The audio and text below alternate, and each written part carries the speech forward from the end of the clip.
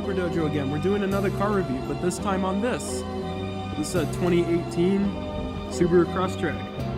So this car is also one of my brother's cars, but it actually belongs to my sister-in-law. And I got permission to do a review on this thing, pretty much to give my utmost opinion on what I think of it as a good daily, if it's a good daily driver, all the features, and what I personally think of this car, and would I ever own one of these.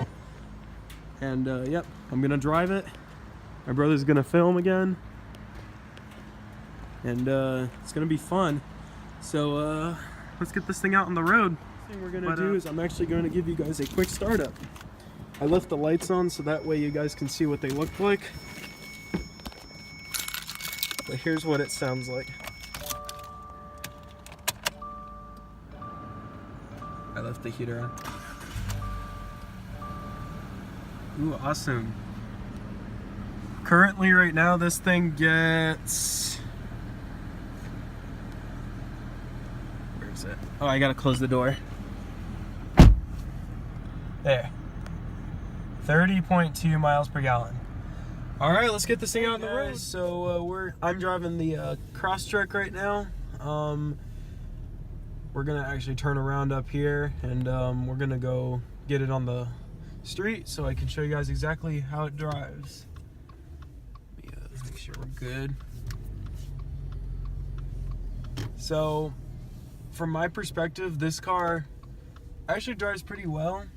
This car actually does share a similar characteristic with my Montero, and that is it's still pretty high above the ground, which is my favorite thing about an SUV slash a crossover. I don't care. It's pretty much the same. But in this thing, compared to the Montero, you get way better gas mileage. In the Montero, I typically get about 17 miles per gallon. This gets 30.3. Got a person that's turning. Okay, we're good. We're gonna go. All right, here we go. So this car has a CVT, so it doesn't shift like a normal automatic transmission. It kind of just spikes at 1 RPM unless you do this. But other than that, it doesn't bother me that much. It's a little hard to get used to though, if you have never driven a CVT transmission car. Yeah, as you can see, if you give it a little too much gas, it'll start to rev high like that. But then as soon as you let go, it just goes bloop. But yeah, just like the Clarity, this one is CVT, except this one is all-wheel drive. Something that the Clarity did not have.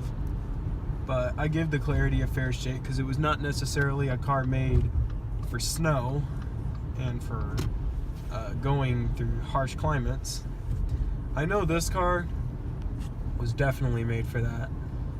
It's pretty much a Subaru reputation. I guess we'll go ahead and we'll start talking about the technology as I keep going. So this is the... I apologize, you guys. My phone ran out of space again. I had to delete some more stuff off of it.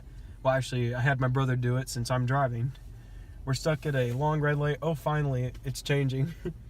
We're gonna go down this road and I'm gonna continue to talk about the tech. See that CVT? How they like that? Oh, I might want to turn on the defroster. The windshield's fogging up. All right, let's review the defroster. So the defroster to me gets a 5 out of 10. We don't do that. I don't do that. It's pretty good. Oh, okay. But we'll have to see exactly what we think that defroster will get. Oh, it's working a little better right now. Actually, I think it's an 11 out of 10 now. It's also cold and wet and rainy outside right now, so yeah, the weather's about a -2 out of 10 right now. Yeah, exactly. So this is the infotainment. This car actually does have Apple CarPlay,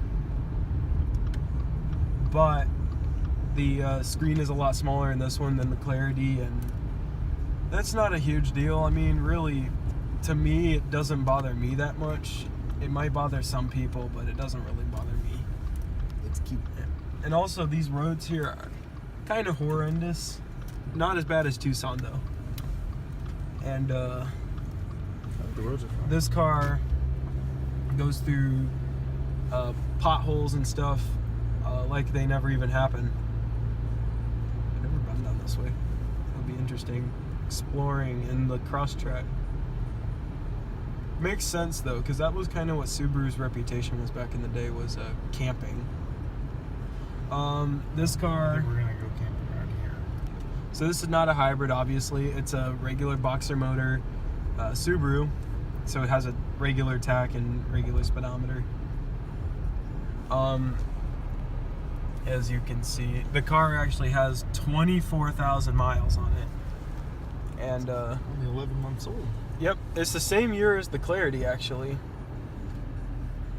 I guess there's another thing though I should point out, because I just remembered it right now. What was that? It's because you broke too hard. You set off my progressive thing. Oops. Donovan.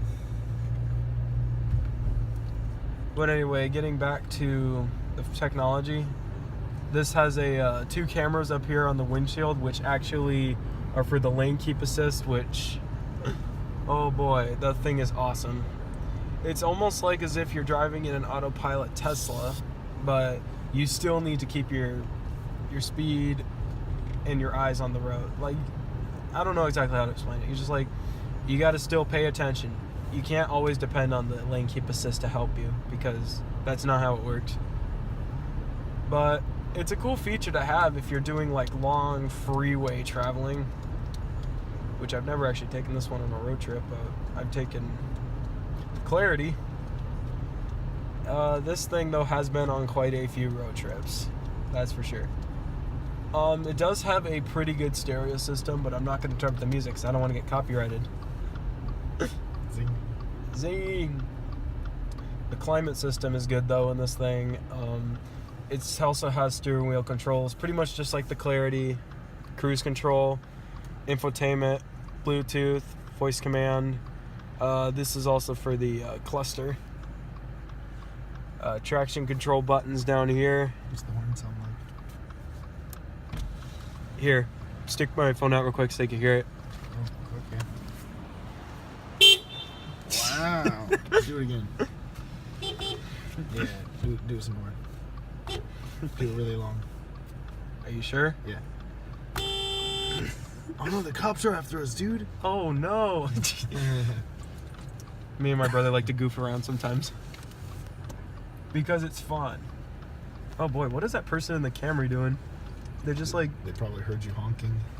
they're like trying to get in an area they're not supposed to. Oh sweet. Away we go. But anyway, yeah.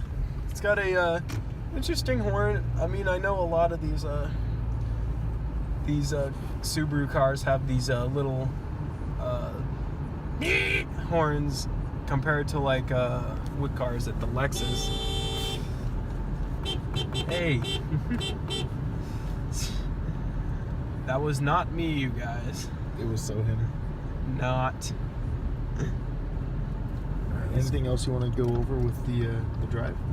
Yes. There was actually a couple things I wanted to go over still. One of them actually being the interior of this car. It's actually, for a car that you would expect to be basic, it really isn't that basic. It's pretty much a fully loaded car, like power windows, airbags, horn, it has side curtain airbags, the lane keep assist, the Bluetooth. It has all that stuff, which is not what you normally would expect. It's got braking assist too. That's what this helps with. Yeah, the lane keep assist thing actually also helps with the braking assist. We're gonna actually go down this parking lot real quick. But yeah, as you can see, the roads are all wet and rainy, but not a big deal for this thing. And it wasn't really a big deal for the Clarity either, because we just took that. Mm-hmm. But I figured it would only be fair while I'm still here to make a review on the Crosstrek. I couldn't really make an in-depth review on the ACD, and if you guys want to know why, just go watch the video. I'm tired of explaining it. Mm-hmm. But yeah. So in terms of like, if someone were to ask me if I would actually buy a Crosstrek and use it as a daily driver, the answer would be yes, I would actually. Only because it's still practically an SUV crossover. So it's still pretty high above the ground. I'm still pretty much higher than a lot of people, at least to whom it is in a Honda Civic. But this car actually has a fun fact. This car is actually smaller than the Clarity, which to me is still pretty shocking, but it's the truth. Alright, so I'm going to go ahead and end the video here, and we're going to go ahead and give it a review.